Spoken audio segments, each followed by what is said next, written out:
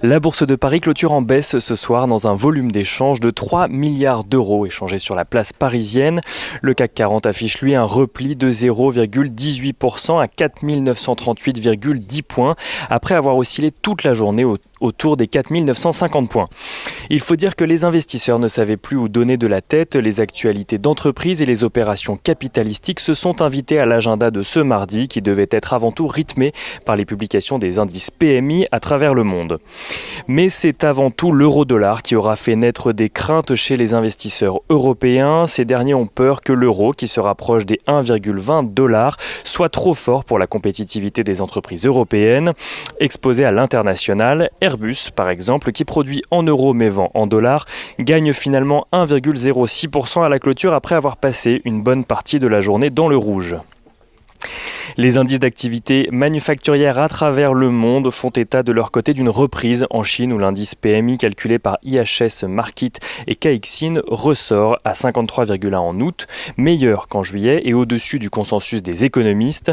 Une nouvelle qui permet à Kering et LVMH, tous deux très exposés au marché chinois, de gagner respectivement 2,02% et 0,99% ce soir. Aux États-Unis, l'ISM manufacturier s'inscrit en hausse à 56 points, son plus haut niveau depuis janvier 2019, bien au-delà des attentes des économistes, traduisant une reprise de l'activité manufacturière sur le sol américain.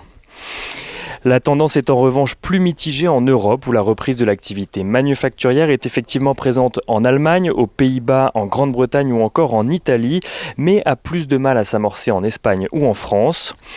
En France, le PMI manufacturier pour le mois d'août ressort à 49,8 points, juste en dessous de la barre des 50, après la croissance de 52,4 en juillet. Un chiffre qui traduit une faible croissance des nouvelles commandes en France et donc de la production industrielle. Le chiffre reste malgré tout meilleur que les estimations des économistes, même si IHS Markit précise que le sentiment général des entreprises tombe à son plus bas niveau depuis 3 mois.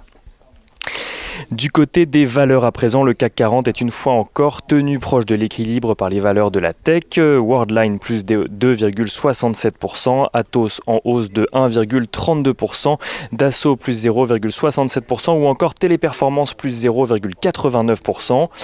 Veolia perd 3,04% de son côté, Engie moins 0,56%, tandis que Suez finit à l'équilibre. Si Suez rejette pour le moment l'offre de rachat que Veolia a faite à Engie serait, selon plusieurs sources, en train de faire monter les enchères, passant de 15,5 € par action initialement proposée par Veolia à 17 €, soit 1 milliard d'euros supplémentaires par rapport à l'offre initiale que Veolia avait faite à Engie. Et Engie serait également très attachée à ce que la direction de Suez soit associée au projet afin de voir celui-ci aboutir. Sur le front de la lutte contre le coronavirus, Sanofi fait part de l'échec du test qui vient utiliser le médicament Kevzara, initialement utilisé contre la polyarthrite rhumatoïde pour traiter la Covid-19. Sanofi qui perd 1,13% à la clôture, tandis qu'AstraZeneca a débuté la phase finale de son test à grande échelle du vaccin contre le coronavirus aux États-Unis. Renault et Peugeot dans le rouge de leur côté également. Ils affichent une baisse de respectivement 4,47% et 2,44% suite à la publication du nombre d'immatriculations de voitures neuves en août, en recul de 19,8% par rapport à 2019.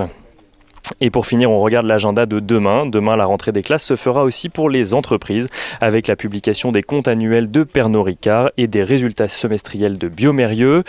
En zone euro, les prix à la production sont attendus pour le mois de juillet et aux États-Unis, une première estimation des chiffres de l'emploi privé sera publiée avant l'ouverture des marchés américains par le cabinet ADP, puis les investisseurs pourront prendre à connaissance à 20 h du livre beige de la Fed.